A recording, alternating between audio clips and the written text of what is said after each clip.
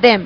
तो जब हम किसी भी चीज को, किसी पर्टिकुलर, से हमने अपनी बात करी तो हम यहाँ पे आवर की बात कर रहे हैं, but we are talking about somebody. लेकिन जब हम किसी सेकेंड पर्सन को इन्वॉल्व कर रहे हैं और हम उसको रिलेट करके उस चीज को बता रहे हैं, like he is going to do that और are you going to do that, तो यहाँ पे जब हम ही और यू जैसे प्रोनाउंस यूज कर रहे हैं, अब जैसे मैं बताना है that Ram is a good boy but he is a good singer as well, तो Ram is a good boy and he sings very well, हम ऐसे लगाएंगे। तो हमने यहाँ पे जो he लगाया हुआ है that comes under personal pronouns।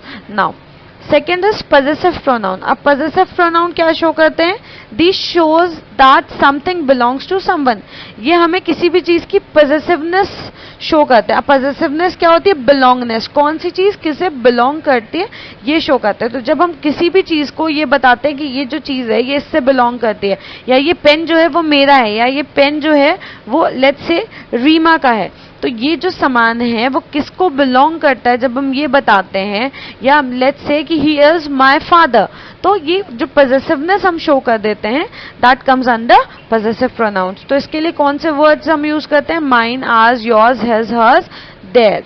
Now third is reflexive pronouns. These are used to suggest that the object of a verb is the same person or thing as a subject of the verb। अब जैसे ये क्या reflection, ये same चीज इसके में भी है कि ये रिफ्लेक्शन शो करता है किसी भी पर्सन का किसी भी चीज से, सब्जेक्ट का वर्ब के साथ उसका उसके ऊपर क्या इम्पैक्ट आ रहा है वो बताता है। Like myself, ourselves, yourselves, yourselves, himself, herself, itself, themselves, इस तरीके के प्रोनाउंस हम यूज करते हैं। he did it himself, उसने ये खुद किया है, तो जो उसका एक्शन था वो उसने खुद किया है, ये हमें बताया। इससे हमें ये पता चल रहा है कि वो जो एक्शन उसका हुआ है उसका रिफ्लेक्शन सब्जेक्ट से क्या है, उसने वो अपना वो जो भी उसका जो एक्शन उसने किया है वो उसने खुद किया है। इस तरीके के जो वर्ड्स हम यूज करते हैं that comes under reflexive pronouns. Now next is demonstrative pronouns. These are use to point out things. ये क्या होता है? किसी भी चीज को पॉइंट आउट करने के लिए यूज आता है। दैट इज माई वॉच, मतलब वो वॉच जो है वो मेरी है। हम किसी चीज पर्टिकुलर चीज को पॉइंट कर रहे हैं यहाँ पे, that comes under demonstrative pronounce.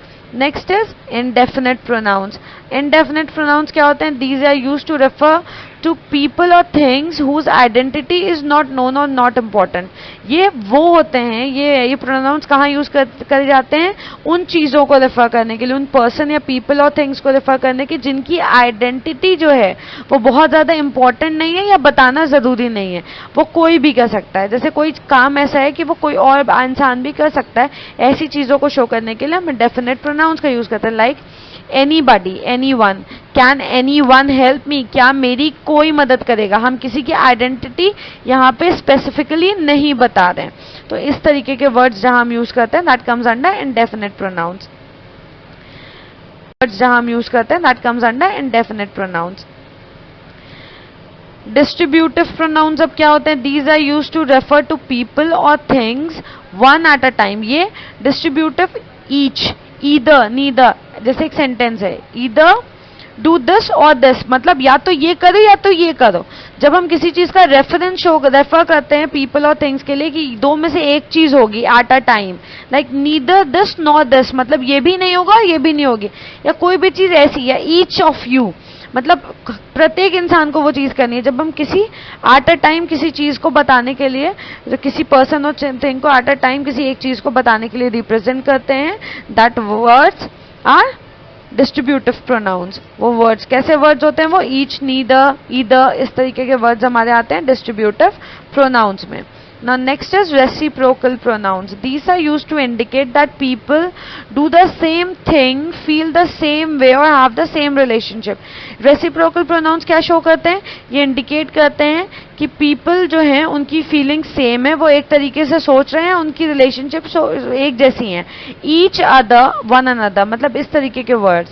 You are compatible with each other, और मतलब तुम दोनों एक दूसरे के साथ कंपैटिबल हो, इस तरीके की जब चीजों को हम बताना दर्शाना चाहते हैं that comes under reciprocal pronouns. Next is relative pronounce.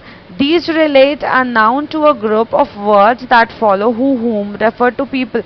मतलब ये एक दूसरे से एक किसी भी चीज का, किसी पर्सन का या किसी प्लेस का या किसी ऑब्जेक्ट का रिलेशन शो करता है नाउन के साथ। Like this refers to this, और whom या which या animals, मतलब किसी भी चीज का जब हमें रिलेशन शो करना हो, like this is this yours, या लेट्स से हम बोलते हैं हु इज योर फादर और to whom this belongs to. इस तरीके का जब हम किसी प्लेस का, किसी भी पर्सन का, किसी भी ऑब्जेक्ट का नाउन के साथ रिलेशन शो करते हैं, that